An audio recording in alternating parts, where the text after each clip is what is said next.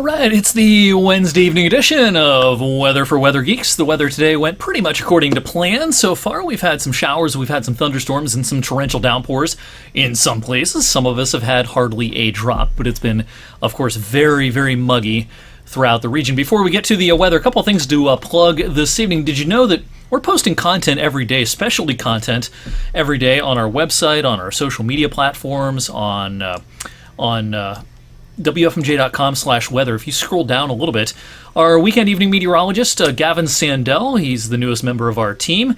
He serves as kind of our digital meteorologist during the week, and he posts some blogs and some videos on a specific topic each day, and some of this content's really good. It's really interesting, and it's kind of geeky, so if you're watching this video, chances are that you kind of like this kind of thing. But Gavin every day has been posting some really good content, so I encourage you to check that out on our station YouTube channel and on WFMJ.com/weather as well. Also today I recorded the latest edition of our podcast. It's called The Radar. This is the weather-themed podcast that we have here at WFMJ. We've expanded the lineup of podcasts across the area, or across the station I should say, over the last few months, and I recorded, it looks like the screen share doesn't want to work for me here, but if you go to the WFMJ YouTube, there we go. If you go to the WFMJ YouTube page, you'll find that podcast there. Now, if you're a traditional podcast listener, this is an audio format after all. Wherever you get your podcasts, whether it's Apple Podcasts or a third-party app like Overcast, that's kind of my favorite podcast app. If you listen to podcasts on your phone, you can subscribe to all of the 21 News podcasts, including the Radar. We do the Radar once a month, and our topic this month was with a local, it was about photography, weather photography, and so Dan Owens, one of the best local photographers of nature things, weather things, astronomy things, we sat down and chatted for a while this afternoon. It was a lot of fun, and so you can check that out now on YouTube, on the station YouTube page, and if you want to listen to it, give it a listen by tomorrow morning. It'll drop wherever you get your podcasts on Thursday morning. In the meantime, rainfall amounts have been heavy in parts of the area today. We had some downpours for a time this afternoon, caused a few traffic incidents across parts of the area earlier on this afternoon. Overall, the highest totals that I could find, at least radar indicated totals, were over here in Mercer County. This is I-80 right here. This is I-79. So this is around that interchange and just to the south and east.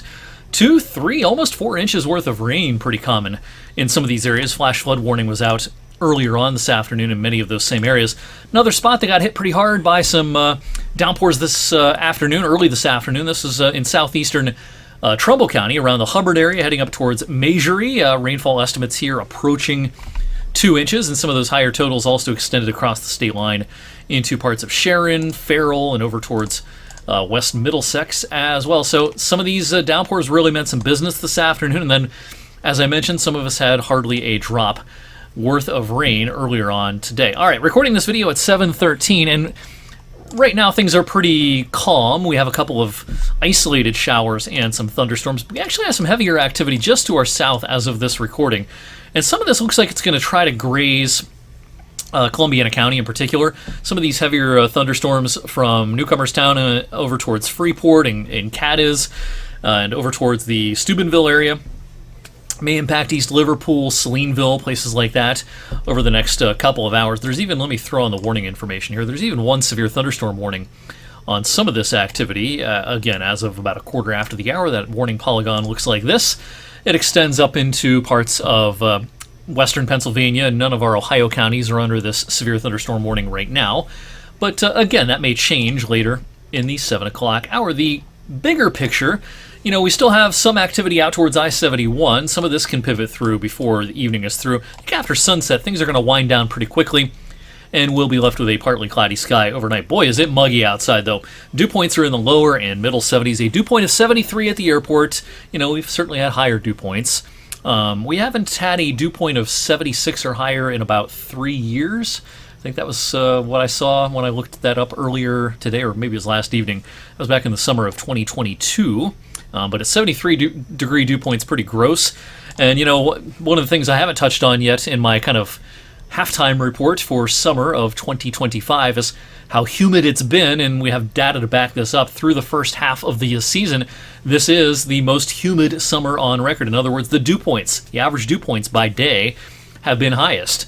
on record, and by a fair margin. Second place, there's almost a degree difference between this year and early summer of 1987. Another year that's on this list, 1949. Incidentally, this is our warmest first half of summer since that summer of 1949. But check out how many recent years are on this list, including this year, 2021, 2018, 2005, 2024, 2013. It's no secret, of course, that our summers are getting warmer. They're also getting more humid, and those are some of the bigger footprints, if you will, of climate change in our part of the world. Almanac today fairly uninteresting, except for the record. This is the last time we hit 100 at the airport on this date back in 1988. 100 degrees for the record high on today's date. Today's high was 84, 1 degree above the average. Dew points are going to stay elevated for the next 24 hours, even though we have a front heading our way. It's really going to take until tomorrow night, Thursday night, and into the day on Friday before we see much of an air mass change. So it's still going to be pretty steamy on Thursday, but our overall forecast for Thursday has improved. I speculated some on this last evening on Weather for Weather Geeks that some of the modeling was pretty insistent that we would be drying things out Thursday and thunderstorms would initialize well off to our south, and it looks like that's going to be the case. Wasn't ready to buy that just yet 24 hours ago, but I've seen enough model information to lead me to believe that that is indeed going to be the case. So it makes sense with the day 2 severe weather outlook. The Storm Prediction Center did shift the level 1 risk of severe weather to our south and to our east. So this model I showed you last evening ended up, it looks like it's going to have the right idea, or had the right idea last evening. It was kind of one of the first to kind of sniff this out. So you notice the lack of activity as our front approaches tomorrow afternoon locally. Now, Marietta, Parkersburg, over towards Morgantown, yes, they can see showers and storms there. But around here, maybe a stray shower in the afternoon. That should be about it. But boy, is Friday going to feel nice.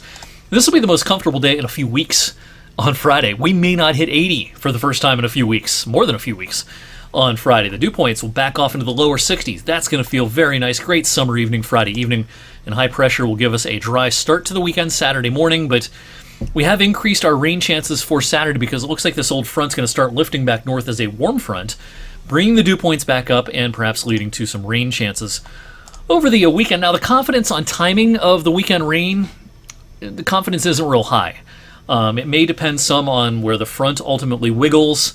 We may see some clusters of storms descending from the north and west, and those are always hard to time out in the summertime. But the best chance we think at this point, maybe Saturday afternoon, Saturday night. A day or two ago, it looked like it'd be more Sunday. That would be the more active part of the weekend. Now it looks like it's going to be Saturday afternoon, maybe Saturday night. While we can't rule out a shower or storm on Sunday, it does look like the more active part of the weekend will occur before daybreak on Sunday. All right, I showed you this last evening, but wanted to do a quick update on the pattern going forward. You may have seen in some circles, perhaps some online discourse of a ring of fire type pattern developing next week. And basically what we're talking about when we talk about a ring of fire is a big area of high pressure and storms riding around the periphery of that high. It looks like there's going to be a Mondo Ridge that's going to form later next week. Probably centered across the lower Ohio Valley, mid-Mississippi Valley. And under this premise, there would probably be some thunderstorms trying to ride on the periphery. Our best chance of thunderstorms next week may be during the first half of the week.